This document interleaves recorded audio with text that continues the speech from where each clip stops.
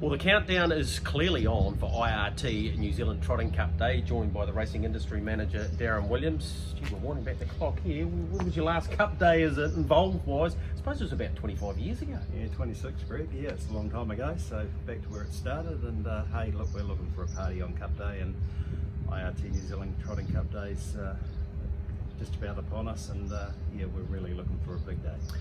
Magnificent at Ashburton on Monday for so many reasons, but in terms of the build-up to the big race, having copied that, a Northerner, Ray Green with his first starter in the Cup, and a dominant performance from him has really spiced things up. Absolutely, he's raced here at Addington Raceway really well before. He's an exceptional horse, and it's just mixed it up. I think right back to the Methven Cup when Spankham beat Self Assured. A copy of that coming in, plus the others that have grabbed themselves a ticket. Tango Tara, who's had a little bit of an issue that they've got to the bottom of, and a number of other horses, the Pride of South and Robin's Playboy. It's really mixed it up, and it's a really good field. We're excited. We head to Kaikoura on Monday, where Classy Brigade was a winner of that race last year, and of course was unlucky in the Cup, so we get to see the likes of him there, and the age pace is a decent race there, and all of those horses will be turning up on Cup Day too. And the trot has Sunday Sun, who's the dominant favourite for the Majestic Sun Dominion, so these horses form wise, people are getting to see everything over the next couple of weeks. Yeah, some exciting things in the Kaikoura Cup. Of course, Wild Excuse loves the front run, loves free running, and trying to grab its place in the Cup.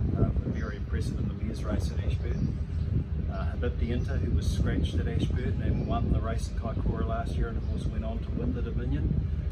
So Paul got a great record up there, and fantastic trainer and trotters, as we know, plus these young horses that are going to make their way to the Side Stakes final on Cup Day, and of course we've also got the Neville Yard final Cup Day. So another Group 1 just add to what is already a massive day. All right, big day here, Cup trials next Wednesday, 6 o'clock the Cup trial, and we work our way back depending on how many trials there are there. Another important step towards the Cup. We've got the Cup preview with the box seat stable of sponsors on Monday night, 9 p.m. Again, that's a must watch.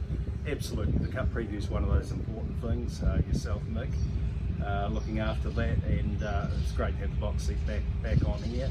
It's something that people need to be watching. Get that either on HRNZ, you can get HRNZ, it there. Yep, that'll be up there as quick as we can get it up there, and that'll preview all the feature races, obviously. The Cup trials, Greg, I mean, for years, even when I was a youngster coming out and watching the Cup trials, you'd find that horse that just went to the line 5th or 6th hard held in those intermediate races and think, hey, that's the definitely Cup Day. And that's the place to be. Welcome everyone to come and have a look on the day at the Cup trials. Spectators will be open, grab yourself something to eat and enjoy the night. Ticket sales, that's a bit of an issue now because the sold out sign's up. Yeah, so that doesn't happen too often. Of course, it has happened at Riccarton a couple of times where they have slightly less than we normally have on Cup Day. We have reduced the crowd a wee bit, so being upfront about that, we've made sure that we are being responsible in the situation we're in with COVID at the moment, making sure that not only are we able to deal with the people safely on course, but they feel safe, and there's a wee bit of space between them.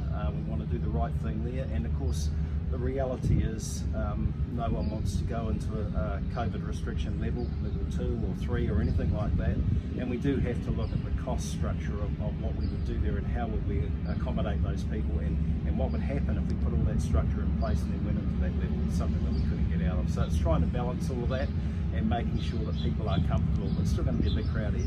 Darren, COVID level 2. We don't want to talk about it, but we have to. No, it's something we don't want to talk about, Greg. We're in level 1, we're looking for a big day. What do the COVID levels mean? So level 3, if we were unfortunate to be moved to a level 3, we'd be racing behind doors with no public here at all. No owners here at all. But we would be racing. We would be racing. Guaranteed to be racing. There is absolutely no chance that we won't be racing. Yep. We're definitely running the day and all the feature races, and the owners will be earning. There's nothing more important than that. Yep. Level 2 is where it gets tricky. So level 2, the order and direction that HRNZ have do allow some owners to be there, and I did the work on that when I was at HRNZ to try and incorporate those into what is a normal race meeting.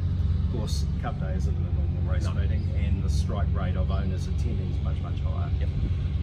It would be remiss of the club, whilst even we're in level 1, not to have a plan, and we've been working on that for a wee while. So this week the owner database that Addington Raceway have here, the email will be sent out to everyone that will explain exactly how that will work. It's not an email that you respond to. There will be a further follow-up that we will get a response to. So we're looking to pre-register those people that would wish to come as an owner under level 2. Yep. So the club are looking to have 900 people in total under level 2 on course, and we're making a commitment that 600 of those people will be owners.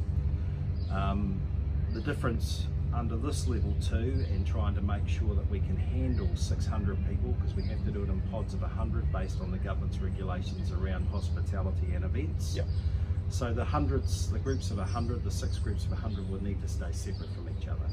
Now we're very confident that we can do that, but it will mean that there's some further restrictions in place. The owners won't be able to go and see their horses if we were in level 2. Now no one wants to do that, but it's more important to have as many owners here as we can.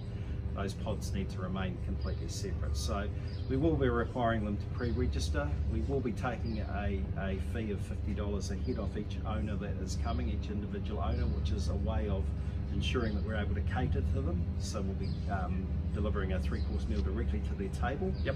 So that they can't get up and move around, and obviously drink orders and everything else will be taken directly to their table as we're required to do with that hospitality.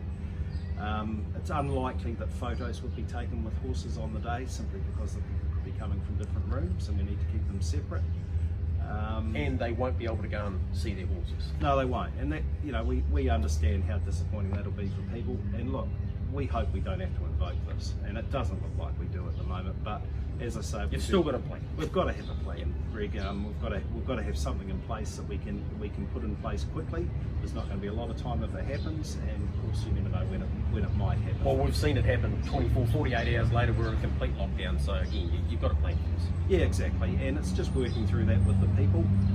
As I say, we'll send out an EDM this week that will explain how all this will work, and then we'll be in touch with all of the owners that have horses in on Cup Day, again with a pre-registration response that they will come back to us if they'd like to attend.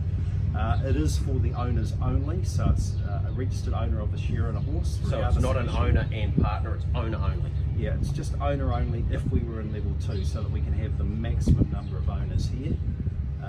Syndicates under that scenario would be limited to just the syndicate manager from a practicality point of view. Those large syndicates, we can't accommodate the size of that.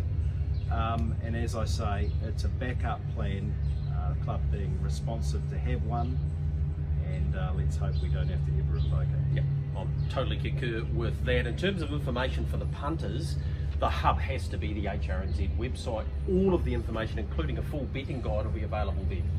Yeah, it will be. There's a lot of stuff on the Addington Facebook page, of course, and a lot of that stuff will be carried there as well. But HRNZ are also putting forward a digital race book, which will have a breakout of all of the races, all of the colours, all of the form you'll need, plus a number of stories, selection boxes, and that'll go on the HRNZ site on the Friday before Cup. So anyone that's looking for a full form guide, either to print it themselves or just look at it digitally, that's one of the options. Of course, on the Fields page there's also a variety of options of printing race books, as there are on tob.co.nz. So everything you need is available there.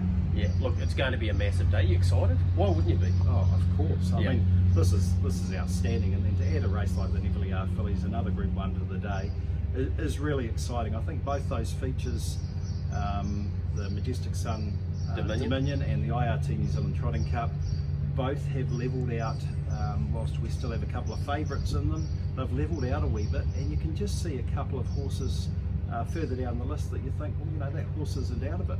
And by the end of the day, we could be cheering a 5th or 6th, 7th, 8th, 9th, 10th favourite home, and you wouldn't be necessarily surprised.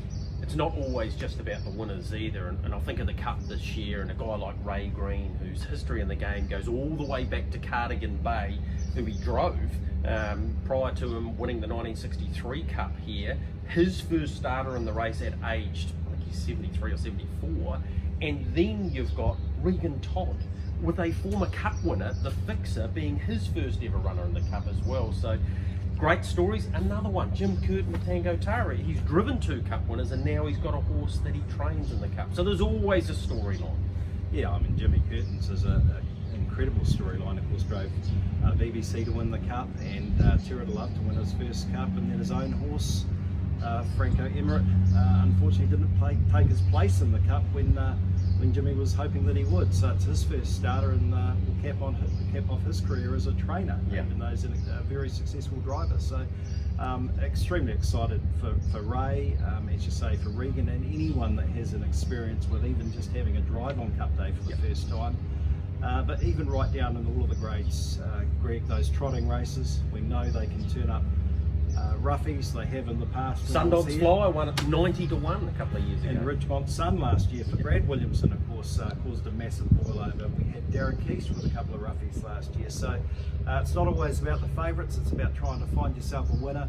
It's about enjoying the day, which is what we want everyone to do. Stay safe.